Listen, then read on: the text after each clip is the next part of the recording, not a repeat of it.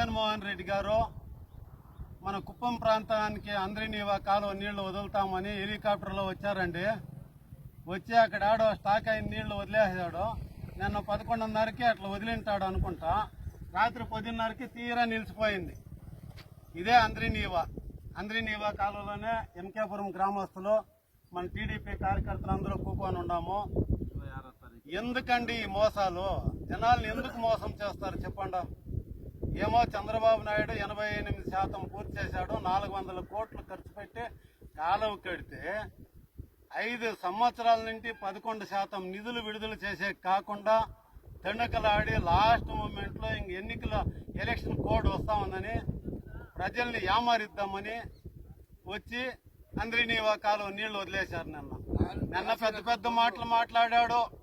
ఇంత అంతా కాదు, పెద్ద మాటలు లెక్కలేని తప్పులు చెప్పేసి కోట్లు ఖర్చు పెట్టి చంద్రబాబు నాయుడు తిట్టేకే సరిపోయింది వాని మీటింగ్ అంతాను. అందరూ చూశారు, వీడియోల్లో చూశారు, టీవీల్లో చూశారు.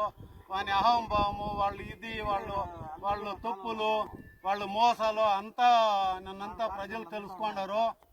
ఇబ్బంది ఏం లేదు. మీకు పోయే కాలం దగ్గరలో వచ్చేయండి. జగన్మోహన్ రెడ్డి గారు గుర్తుపెట్టుకోండి, ప్రజలను మోసం చేయొద్దండి. ప్రజలను మోసం చేసిన వాళ్ళు ఎవరు నిల్లేదు. ప్రజలను మోసం చేయకుండా న్యాయమని ఇచ్చేయండి. ఎంత ఆశ పెట్టారండి. ఏమో సాంగ్యం చెప్తారు, ఏమో చూపించి ఏమో చేయనట్లా అట్లా అయిపోయింది.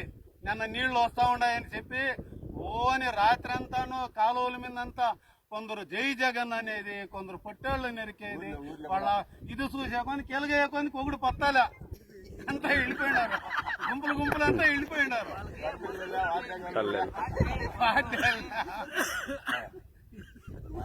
ఇదండి వాస్తవ పరిస్థితి. ఇదే అంద్రినీవా కాలువ నాసిరకం పనులు చేసి గబగబాని వదిలేశారు. నిన్న సీఎం ఇడిచిన నీళ్లతో కూడా ఆ సిమెంట్ పెరుక్కొని పోతే అబ్బటికప్పుడు ఆ రాజపేట దగ్గర వేసినారు. వీళ్ళంతా మోసాలు, మీ మోసాలంతా చూడన్నారు. కుప్పం ప్రజలు మీకు తగమైన రీతిలో బుద్ధి చెప్తారు. నారా చంద్రబాబు నాయుడు గారికి 1,00,000 ఓట్ల మెజారిటీ పైన వచ్చేది ఖాయము. మీరు ఎన్ని అడ్డంకులు జరిగినా, ఎంత ఇచ్చాయినా కూడా నారా చంద్రబాబు నాయుడే ముఖ్యమంత్రి అవుతా ఉన్నాడు. గుర్తుపెట్టుకో. ఎల్లకాలం మీ అంద్రినీవా నీళ్లు అన్ని చెరువులు నింపే రోజులు దగ్గరలోనే వస్తాయని అందరినీ కోరుకుంటున్నాను.